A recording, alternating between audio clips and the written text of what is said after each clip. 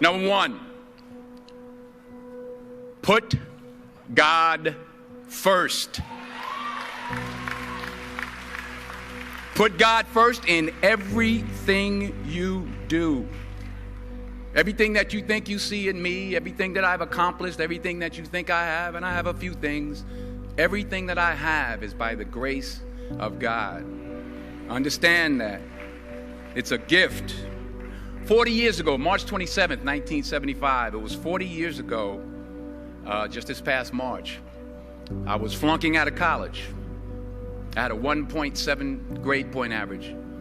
I hope none of you can relate. I had a 1.7 grade point average. I was sitting in my mother's beauty shop. They still call it beauty shops now? What they call it now? Yeah, I was sitting in the beauty parlor. I was sitting in my mother's beauty parlor, and I'm looking in the mirror, and I see behind me this woman under the dryer. And every time she looked up, every time I looked up, she was looking at me, just looking me in the eye.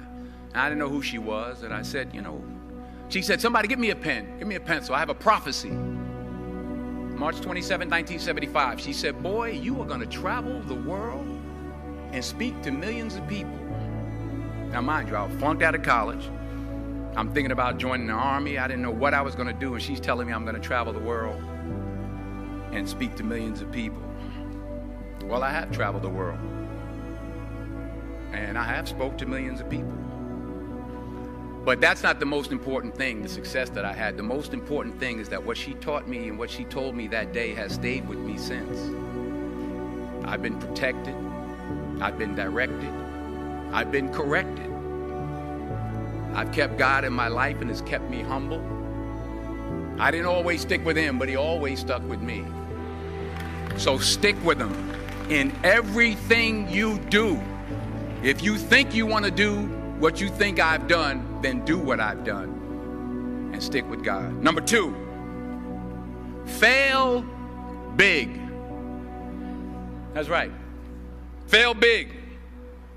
Today's the beginning of the rest of your life, and it can be very frightening. It's a new world out there. It's a mean world out there, and you only live once. So do what you feel passionate about. Take chances professionally.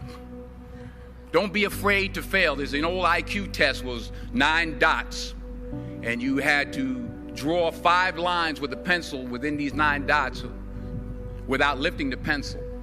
The only way to do it was to go outside the box. So don't be afraid to go outside the box. Don't be afraid to think outside the box. Don't be afraid to fail big, to dream big. But remember, dreams without goals are just dreams, and they ultimately fuel disappointment. So have dreams, but have goals. Life goals, yearly goals, monthly goals, daily goals. I try to give myself a goal every day. Sometimes it's just to not curse somebody out. Simple goals, but have goals. And understand that to achieve these goals, you must apply discipline and consistency. In order to achieve your goals, you must apply discipline, which you have already done, and consistency every day, not just on Tuesday and miss a few days. You have to work at it every day. You have to plan every day. You've heard the saying, we don't plan to fail, we fail to plan. Hard work works. Working really hard is what successful people do. And in this text, tweet, twerk world that you've grown up in, remember, just because you're doing a lot more doesn't mean you're getting a lot more done. Remember that. Just because you're doing a lot more doesn't mean you're getting a lot more done. Don't confuse movement with progress.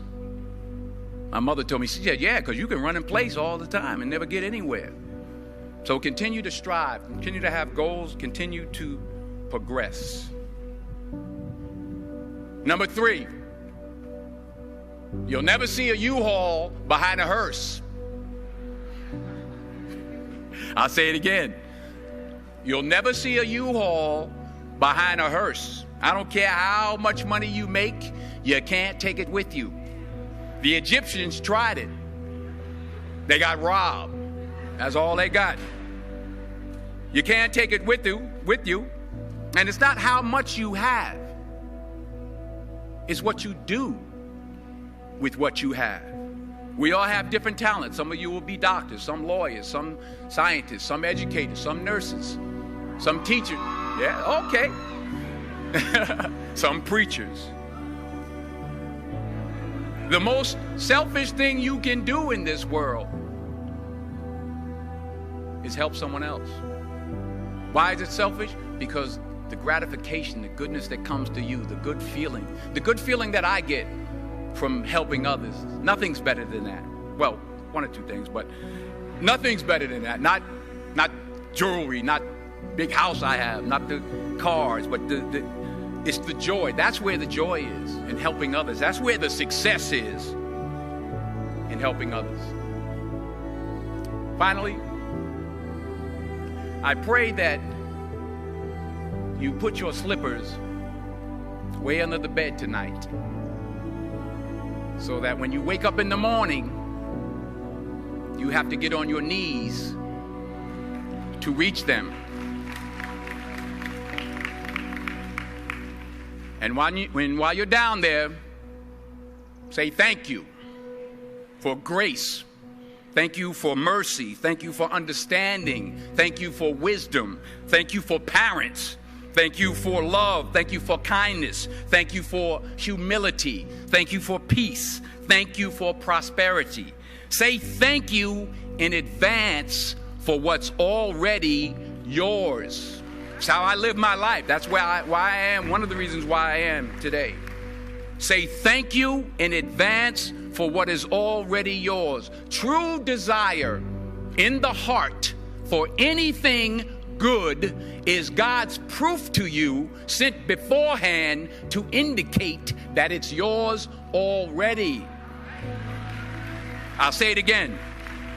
True desire in the heart, that itch that you have, whatever it is you want to do, that thing that you want to do to help others and to grow and to make money, that desire, that itch, that's God's proof to you, sent beforehand already to indicate that it's yours.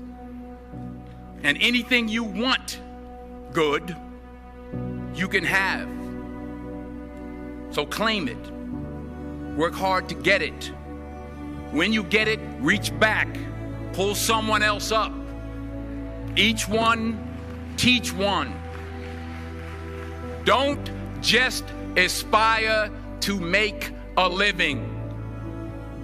Aspire to make a difference.